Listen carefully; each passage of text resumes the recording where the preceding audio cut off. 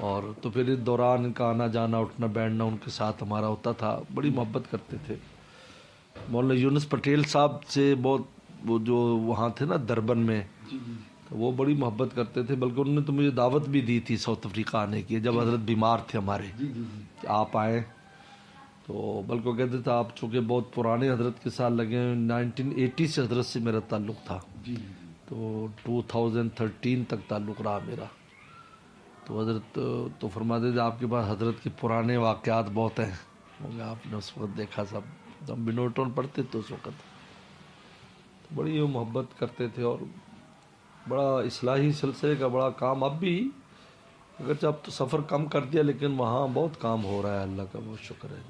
بہت خوبصورت مدرسہ آزاد ویل, یہ میں گیا ہوں, میں شیخ کے ساتھ گیا ہوں 1997 میں. بڑا خوبصورت مدرسہ, حضرت کی وہاں مجلسیں ہوتی تھیں.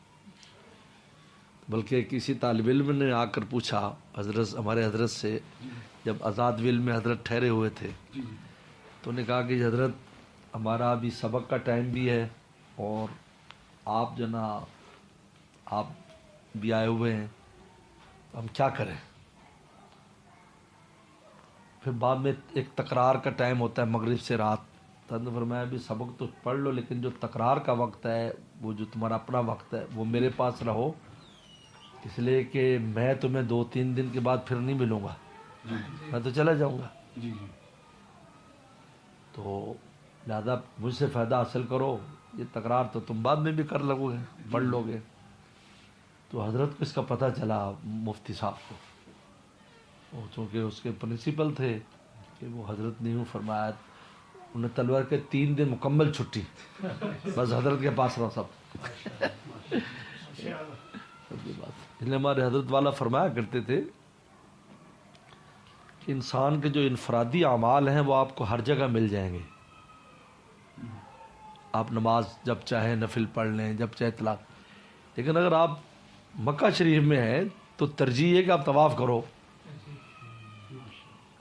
مدینہ شریف میں ہے تو ترجیح یہ ہے کہ آپ مسجد نبوی میں نمازیں پڑھو, روزے پر حاضری دو. اسی طرح جہاں کہیں صحبت مل جائے تو صحبت کو ترجیح دو, کیونکہ باقی تو آپ پھر بھی کر لو گے, یہ نہیں ملے گی, وہ بزرگ نہیں ملیں گے.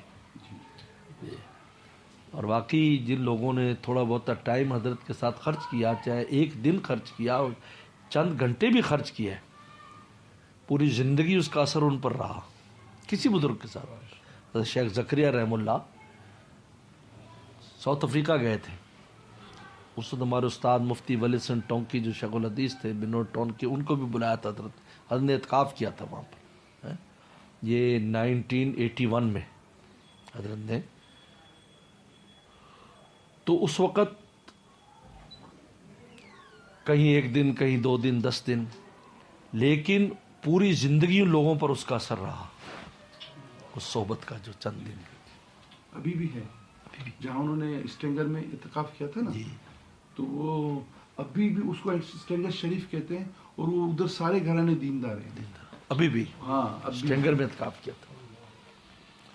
تو یہ اس کی بڑی اہمیت ہے, ہم اس کو سمجھتے نہیں ہیں, کیونکہ جو صحبت ہوتی ہے نا, اصل میں بات کیا ہے, ابھی میں بنگلہ دیش ابھی وزٹ کر کے آیا ہوں.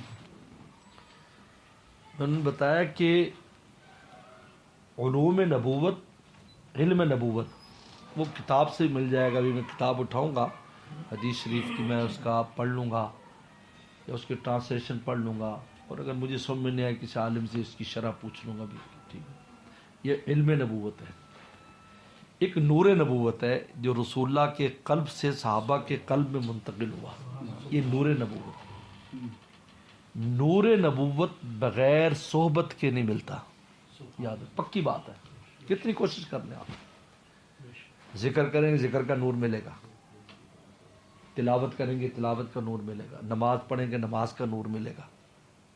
لیکن نور نبوت جو ہے یہ صحابہ میں منتقل ہوا, اور صحابہ سے تابعین, طب تابعین, قیامت تک یہ سینے سے جاتا ہے, کیونکہ نور کا جو وزن ہے وہ سوائے قلب انسانی کے کوئی نہیں اٹھا سکتا.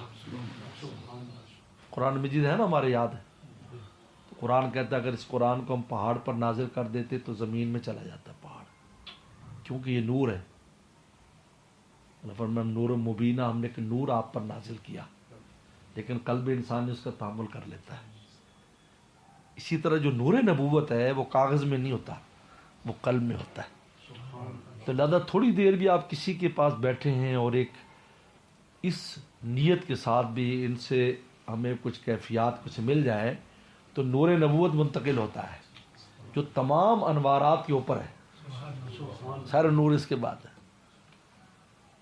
تو نور نبوت جو ہے وہ اس لیے شیخ عبدالحق محدث دہلوی رحم اللہ جو دلی کے جامع مسجد کے خطیب تھے، ان کو ان کے والد نے لکھا تھا. وہ بخارا سمرقند کے تھے. ان کو لکھا تھا جس کو حضرت نے قالی ثناء اللہ پانی پتی رحم اللہ نے ملا جو ہے مالا بدھا میں نقل کیا فارسی میں. انہوں نے کہا ہے پیسر نور نبوت از سینہ درویشہ بایا چیز. اے میرے بیٹے، کیونکہ بہت بڑے عالم تھے، بہت بڑی تفسیر حقانی ان کی بہت بڑی تفسیر ہے. انہوں نے کہا بیٹے نور نبوت درویشوں کے سینے سے لینا. بخارا سے لکھا اس کو، کیونکہ وہ ہندوستان آ گئے تھے. حسینہ درویشاں بایا چیز. ایک بہت بڑا جو فرق ہے، باقی تربیت تو چھوڑے، باقی چیزیں تو چھوڑے آپ، لیکن یہ جو اہم بات ہے نا یہ آپ کو نہیں ملے گی. اس کا تعلق صحبت کے ساتھ ہے. کسی بھی صحبت میں سوچا وہ نور نبوت آئے گا آپ کو. یہ سینے سے آتا ہے، یہ کاغذ سے نہیں ملتا. ہم فیلڈ میں، ہمارا تو فیلڈ ہے الحمدللہ. حدیث 1992 سے بخاری شریف الحمدللہ میں پڑھاتا ہوں. تفسیر پورے قرآن کے کئی بار میں نے پڑھائی، اور کتابیں بھی الحمدللہ ہم پڑھاتے ہیں. کیا علوم نبوت ہے.